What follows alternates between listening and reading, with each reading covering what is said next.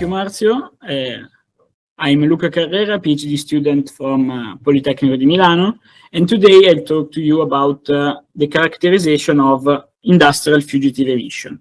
When I talk about fugitive emission, I refer to all the unintentional and uncontrolled leaks of gaseous substances that can be present in a process plant.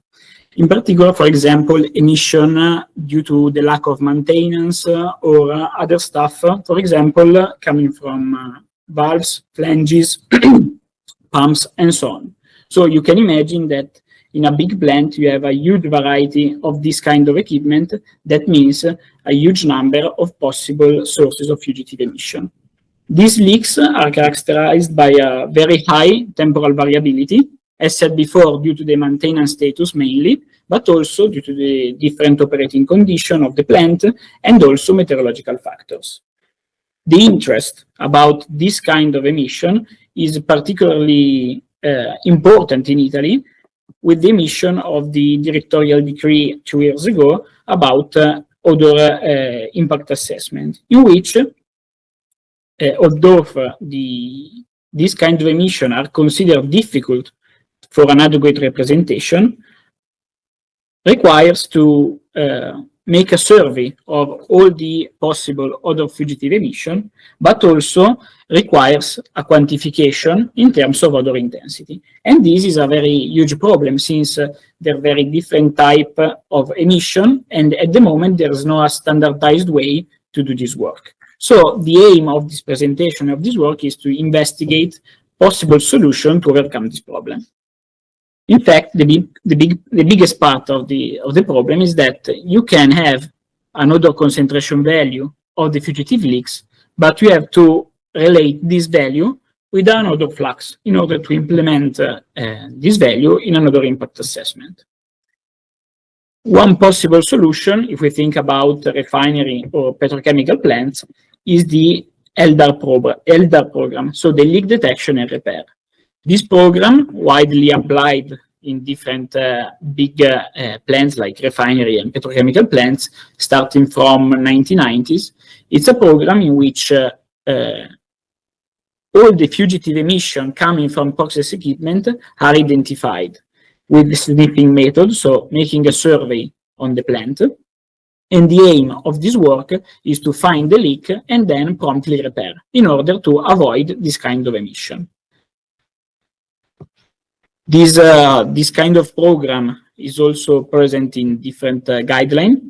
For example, in Europe, in the 154046, that takes part from the EPA guidelines. And the main advantages of this program related to the odor fugitive emission is due to the fact that not only you repair the leakages, but also you have a record keeping of all the fugitive emission, and so a quantification of the emitted flux. For example, after this program, after the LDAR monitoring, you have a different chemical speciation of the different fugitive emission flux coming from your plant. So one possible solution to get an emitted flux is to relate all these speciated flux with the odor threshold value. And in this way, you are able to get an estimate of the odor emission rate. This can be simple, can be done, for example, in petrochemical plants, in which an accurate chemical speciation of the flow is present. And also, you know what flows in the different pipes and tubes, and so there is just a small portion of the other VOC, so unspecified substances. This situation is completely different, for example, in a refinery, in which unspecified VOC can be a very huge part of the fugitive emission. For this part, so we are still working how to relate this information to the odor emission rate, and in order to relate the odor concentration and the odor potential of the VOC. So we are working on that, and I hope that next time we see together, I will show you the recent advancement. So LDAR can be a good way to overcome this problem, but not the total solution. In fact, many situations are not covered by LDAR program, so we're looking at different alternatives to do this. one starting point can be this other guideline related to different methods to estimate diffuse emission of VOC coming from industrial sector. In this guideline, there are present different techniques, more complex and more sophisticated, based, for example, on the optical properties of the VOC, like DLs, solar occultation flux, and optical gas imaging that we'll see later in detail, but also more historical technique, for example, that involves the use of tracer or the use of reverse dispersion modeling. All these techniques have huge advantages, but also some problems and some drawbacks related in particular to the operational complexity of the techniques and also logistical aspects.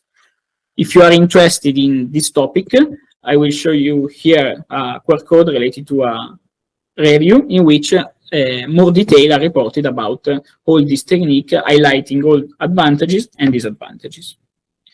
From this study, surely one of the possible way to study the odor fugitive emission is the use of optical gas imaging. Essentially, this is a passive thermal camera in which you see the gases. In fact, VOC and methane, for example, absorbs radiation at specific wavelength. With this thermal camera, you are with a specific filter cutted on the wavelength of absorption of VOC, you are able to see the gases in the atmosphere, and you see them as clouds and plumes. This can be a good starting point, but this technique, as described in the guideline, does not provide quantification. But in the last year, also quantification software starting from these images was developed. So by pointing the camera on the possible source of fugitive emission sources, you are able to find a way to get an estimate of VOC mass flux. The problem is that this software is proprietary, so before placing all our bets on this technique, we would like to investigate in deep the limitation and potential of this quantitative optical gas imaging. To do this, we create an experimental setup with a controlled methane release system working at the minimum detectable leak rate of the instrument. In this way, we know the emitted flow rate and we compare it with the measured emission rate. The aim of this work is to find which is the most representative summary statistical index. So, for example, if it's better to use the median of the average of the measured value, and also how the performance change based on different environmental parameters and the operating configuration.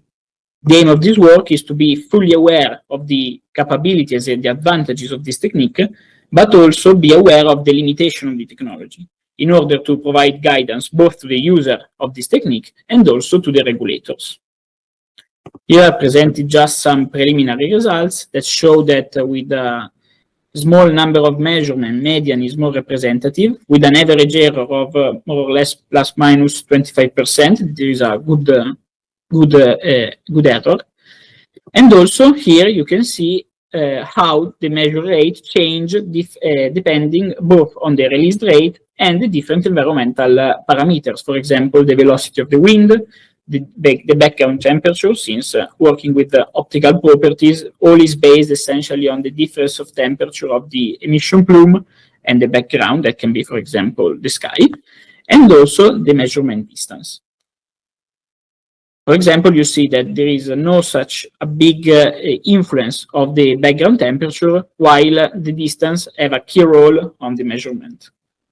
This is just a starting point of this analysis, since more other aspects can be studied. For example, study the influence of the emission velocity, the diameter of the leak, and changing the concentration of the VOC emitted. And for sure, since this work is done only with methane, the aim of my work is to study in lab also other VOC of interest of industrial sector. For example, long chain hydrocarbons, alkenes, aromatics that can be responsible of odor nuisance. This technique so have huge advantages, not only in the oil and gas and petrochemical sector, to use and implement also in the ELDAR program and to see the emission from tanks and loadings operation and handling operation, but also in other industrial sectors. For example, anaerobic digestion plant and landfills. Just to be clear on what means using this technique, I report here an example of how it works. For example, here we are in a petrochemical plant, and there is a pressure safety valve that clearly emits something that cannot be present. With this technique, we can have an estimate without going directly to the emission point. In fact, you can see here that it was possible to get an estimate of the VOC mass flux. Going, for example, to the landfills, here we are in a collection point for biogas. And also in this case, you can see there is an emission, probably of biogas. So methane that can be clearly seen with this technique. Also in this case, it was possible to get an estimate of the emitted flux.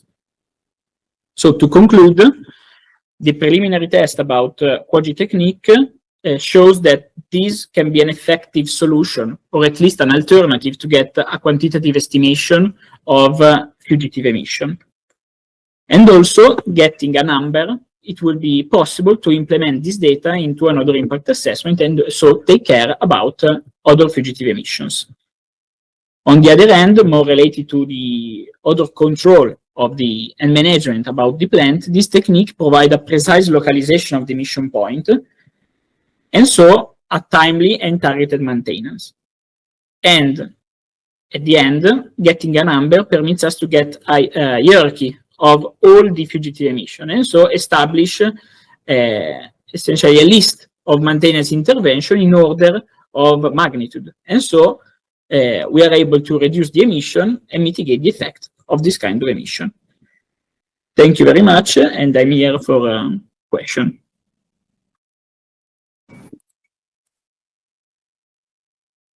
Many thanks, Luca, also for being in advance with respect to the schedule.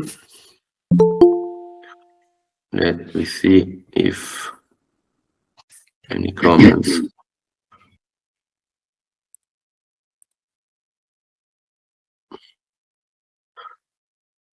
There is a comment in which, let's say, this technique may allow the community, regulators, and industry to understand the footprint and the impact of odorous emission. Okay, this technique is mainly based on the emission point.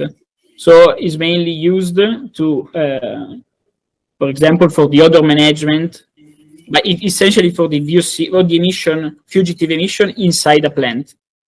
So since there is a problem of distance, it's an indirect measurement, but you still be at closest as possible to the emission. So it's mainly used to see what happens inside the plant in order to get a detection and then an order to repair this problem in order to avoid there is and so reduce the emission.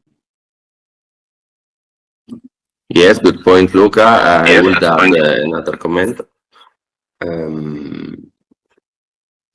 Based to the fact that essentially this technique is helpful in order to check and to maintain items present in different kind of plants.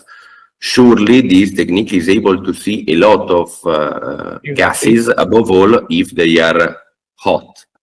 So remember also that there is the chance, of course, to use this from the outside of a plant, but if you point the camera towards a chimney, surely you will see something, but surely something from a chimney will be emitted. So in any case, it should be used with some precaution, with respect only to use as a general magic instrumentation, despite that it seems a little bit to be a little bit magic. There is another question, Luca. How the measurement is performed, particularly if you want to assess the mass flow. I suppose you have the focus, the imaging system on the entire plume. Yeah, in fact, when you perform the quantification, essentially you have a circle, there is a target, and the software measure what coming from the inside the circle goes outside the circle. In this way, essentially, the colored pixel is a concentration measurement.